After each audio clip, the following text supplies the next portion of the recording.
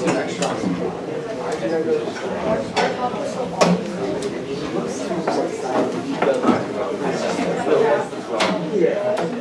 guys, I'll just do a few around the room. I just want to kind of feel everyone what they came up with. So just a couple, anybody can volunteer. What are some of the challenges of playing Bantam AAA?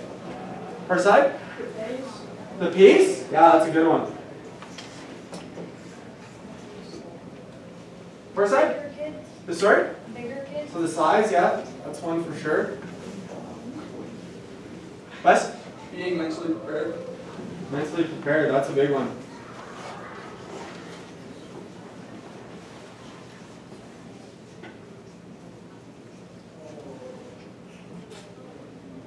Oh, we got lots. Far at the back. Yeah. Physical game. Physical? Yeah. Hit. Yeah. Schoolwork. Schoolwork on the side, yeah. It's definitely a big commitment. Okay, we'll fit in one more. Okay. Personal commitment. The commitment? Yeah, that's a big one. It's a lot of time.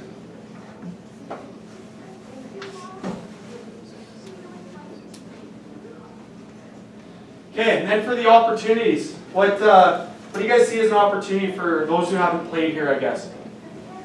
Yep. You get to play with the best. Play with the best, yeah. So elite talent you get to play with. Anything else? Yeah. Back again, over here. Get the chance to meet new people. Meet new people, that's a good one. I don't hear that one very often.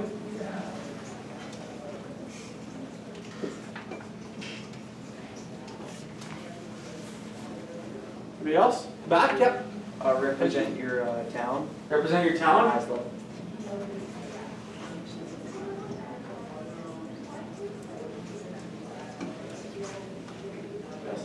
You get to learn.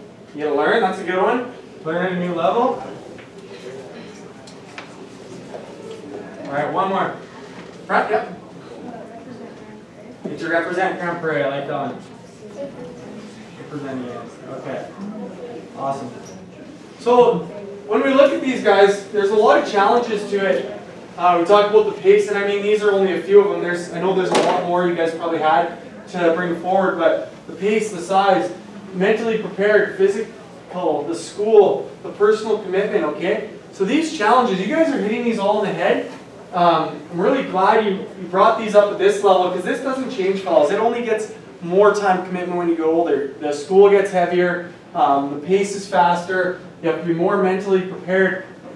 You know, there's guys right now that are out there, you know, trying to be physical with you and whatnot, but when you get to another level, they're going to get that much bigger and that much tougher. There's less time and space. So, and this one's a big one, school. I want you guys, I know your parents probably hammer this on you, like how important school is at this level. Get in the habit of being a good student early, okay? I'm telling you, from guys I played with junior, the guys that struggle, when an NCAA team comes in the room and says, oh, hey Johnny, I see you have 80 points, but you have a C average. What's that about? Well, school's really hard and I don't like to go. Okay, well, the same guy in your team who goes to the same class had C's last year, but he has an A this year. How does that work? Well, he put in the time. So, I'm telling you guys, from where you're at in schools now, use your tutors, use your counselors, use your parents, use the people around you. This stuff is very, very important. And then the opportunity. Play at an elite level, meet new people. This one's awesome. Getting the opportunity to meet new people. When we grow up in a small town, we might play with the same 10 or 15 players every year. Happens just based on the size and whatnot. But that's one thing I loved about playing all over Western Canada. You get to meet people from all over the place with different backgrounds. Some that you'll get to, you know, continue to be friends for your entire life. So that's awesome. Not everyone in every sport gets to do that. And then learn. This one, I really like that one got brought up. We have the opportunity to learn at every level we go forward with. So it's learning from older players, from coaches. It's a very important thing. So let's move on to the next one. For some of you who don't know the schedule, so this is what a typical Bantam AAA schedule look like. We have the fall tryout camp in late August. There's an exhibition tournament, typically in early September. It's about 5 games. The seasons will start in the middle of September. Your regular season, usually you'll have a tournament or two in between there, will be the middle of September to the end of February. It's a 5-month commitment there. So that, usually in a typical season, you get your Christmas break, and then you'll maybe get 2 or 3 weekends off. Just so you guys are aware of the scheduling. Playoffs, February to the end of March if you make it. For the second year, guys, Alberta Cup tryouts are going on, they just happened, just finished up. Alberta Cup tournament again goes after that into April. And then just the timeline of it. So it's a total commitment of practices, video, workouts, team building, mental coach sessions, community events. This works out to about 400 hours of commitment, okay? And that doesn't include a single lick of travel that we have to do from Grand Prairie, okay? We're 5 hours minimum basically to get to the closest team we play. So you're looking at that and saying, well, is this really for me, okay? Once you get into it, you get into a routine, it's fun. It's fun to be part of a team. You get to be on the ice a lot more. You're on the road every second weekend. It's, you know, it can be a lot of fun, but you have to think, do I want to put that commitment in? Because again, guys, that 400 hours that you have in Bantam, it only goes up. It'll be 500-600 in midget, and then, you know, it'll be 700-800 when you get to the junior level, and then on and on and on from there, okay? So it just keeps going up from there. So team activities, what we do at the Bantam AAA level. And everyone's a little different, but typically this is kind of how it looks. We have our practice.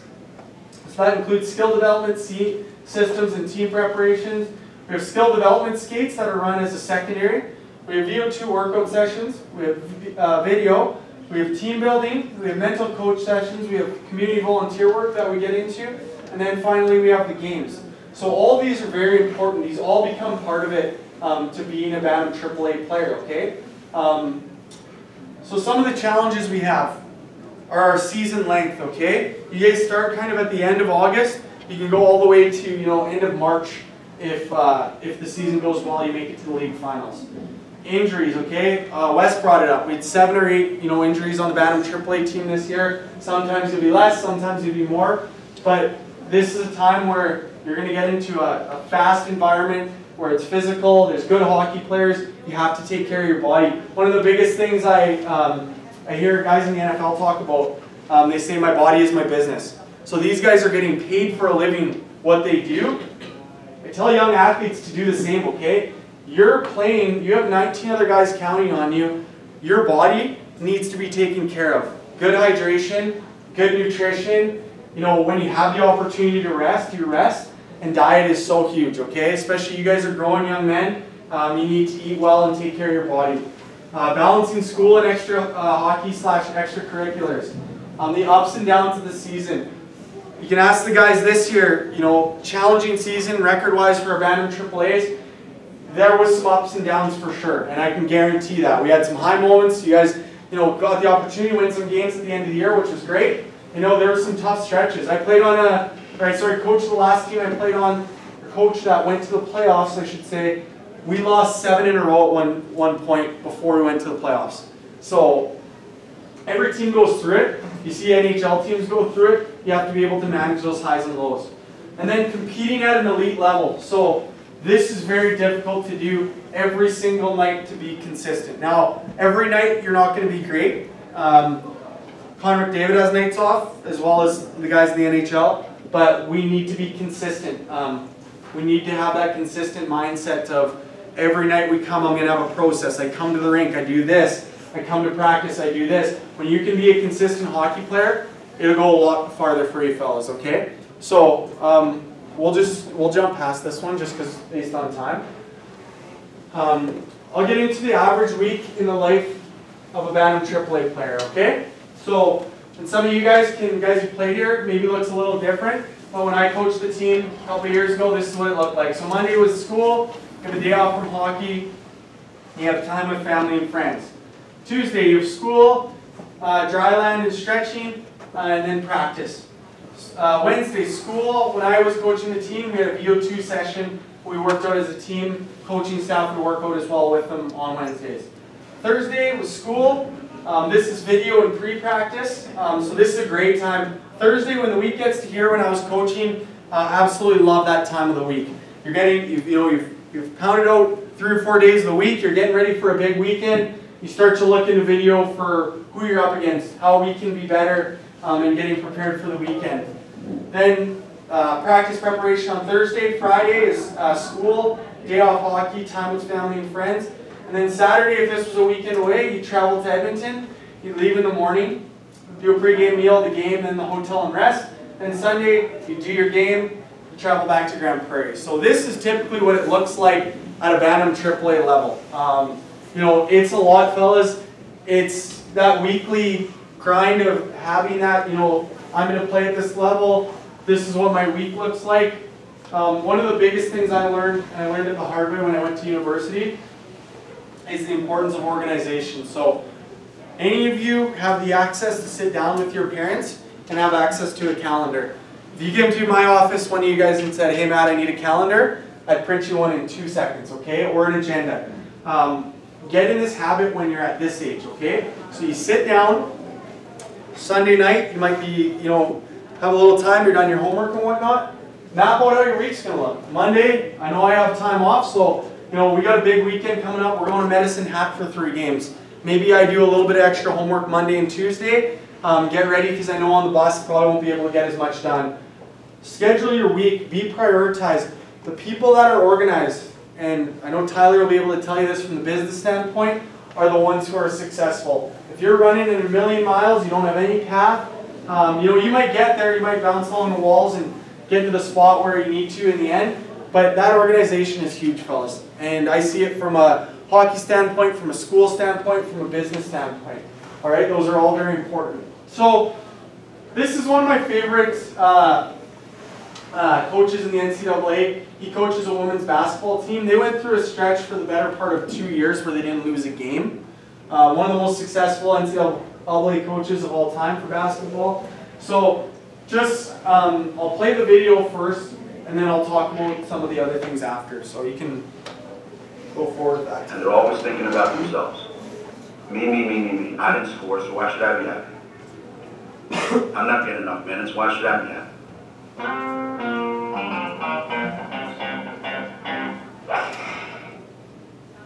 University of Connecticut women's basketball coach Gino Ariema is one of the most successful coaches in the history of the game. To this day, the UConn women's team has not lost a basketball game for over 2 years, and they've won 4 consecutive national basketball championships. In this video, Gino's talking about young basketball players and their me attitudes. But his words are a great life lesson for all of us, young and old, whether we play sports or not. Take a look and listen. Recruiting enthusiastic kids is harder than it's ever been. Because every kid watches TV and they watch the NBA, or they watch Major League Baseball, or they watch the NFL, whatever sport they watch, WNBA, it doesn't matter. And what they see is people just being really cool. So they think that's how they're going to act. And they haven't even figured out which foot to use as a pivot foot, and they're going to act like they're really good players. You see it all the time. You see it at every AAU tournament, you see it every high school game. So recruiting kids that are like really upbeat and loving life and love the game, and have this tremendous appreciation for when their teammates do something well, that's hard. That's hard. It's really hard. So on our team, me, my coaching staff, we put a huge premium on body language. And if your body language is bad, you will never get in the game. Ever. I don't care how good you are. If somebody says, well, you know, you just benched Stewie for, 35 minutes in the Memphis game a couple years ago. Yeah, I did. Oh, that was the motivator for the South Carolina game the following Monday. No, it wasn't. Stewie was acting like a 12-year-old. So I put her on the bench and said, sit there. It doesn't matter on our team. And the other coaches might say, well, you can do that because you got 3 other, All-Americans. I get that. I understand that. But I'd rather lose than watch kids play the way some kids play. I'd rather lose. And they're allowed to get away with just whatever. And they're always thinking about themselves. Me, me, me, me, me. I didn't score, so why should I be happy? I'm not getting enough minutes, why should I be happy? That's the world that we live in today, unfortunately. And kids check the scoreboard sometimes because they're going to get yelled at by the parents if they don't score enough points. Don't get me started. So when I look at my team, they know this. When I watch game film, I'm checking what's going on the bench. If somebody's asleep over there, somebody doesn't care, somebody's not engaged in the game, they will never get in the game. Ever. And they know that. They know I'm not kidding. In a world where many youth are taught that they are entitled to win, to play, to have equal time on the court, or on the field, or on the screen, or in the boardroom, or wherever, and they're taught that their happiness depends on the successes that are orchestrated by their coaches, their teachers, and their parents, we're bound to have disappointed people because the world does not operate that way. Gino's statement that young people will say things like, I didn't score, so why should I be happy? Or, I'm not getting enough minutes, so why should I be happy? Is something I've seen in the classroom as well. I didn't get my A, so I'm unhappy with the grading, or with the professor, the coursework, or the crowded parking lot. Hundreds of times I've heard a student say, I worked a lot on this, so I should get an A. And my response is always the same. Top grades are not earned because of effort. They're earned for top performance. There are no A's for effort in life. We need to work hard, build our expertise, and excel at what we do if we want to get game time and the successes that come with it. If you've had an interesting experience with people who are living in the entitlement economy, let us know by leaving a comment below. If you found this video interesting, click the like button. And be sure to subscribe so you don't miss future videos on building expertise, personal branding, marketing yourself, and marketing strategy. Thanks for watching. Okay, so a couple things to take. Be sure to subscribe so that you don't miss about the. You can go back one time. any of the future. So talking about expectations I had when I was a coach, our players to be mental tough, ability to handle the ups and downs, willingness to challenge, the season-long conditioning, commitment to training, pain and wellness management, support teammates, leader on and off the ice, role acceptance, group buy-in, coachability, be able to take constructive criticism, willingness to learn and grow, your body language as Gene talked about, and then leadership on and off the ice, you're a leader in the community, represented the GPAC organization. If you guys take one thing, or maybe a couple small things from what I say today, I don't expect you to take it all in, but one thing he says about it's very, very difficult to find people that are happy for their teammates and that, buy into that group concept.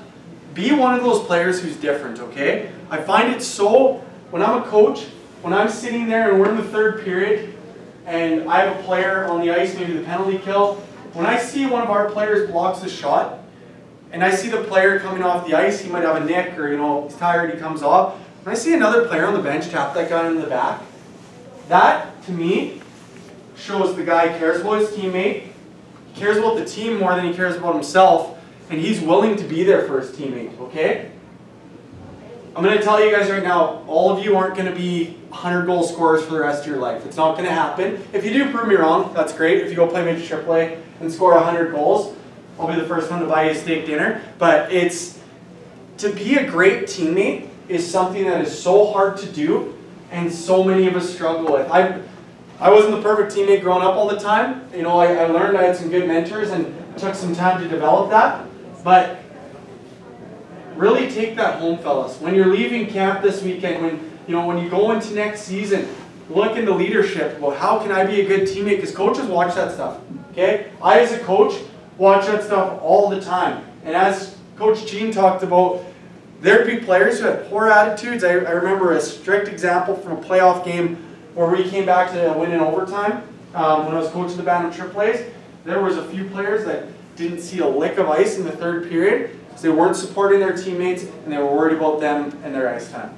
Okay? And this is an extreme example. He's intense. He's at the NCAA level. You guys are in Bantam. But take a little bit of that home with you. Okay? Take some of that. So, we're going to break into groups of 10. Again, we did this a little bit last year, but I want maybe the guys who were playing last year to talk about, where they saw the ideal teammate or what coachability is and whatnot. So, break into groups of maybe 8 or 10, and I want two groups, so we'll break you guys in. Maybe this first row here, you guys are going to talk about the ideal teammates, okay? This second kind of row here, you guys are talking about coachability. Second from last row, talk about the leaders you look up to, and then the guys in the back kind of mingle with the different groups, okay? Jump in. So I'll give you guys 5 or 10 minutes to talk about that. Text DJ.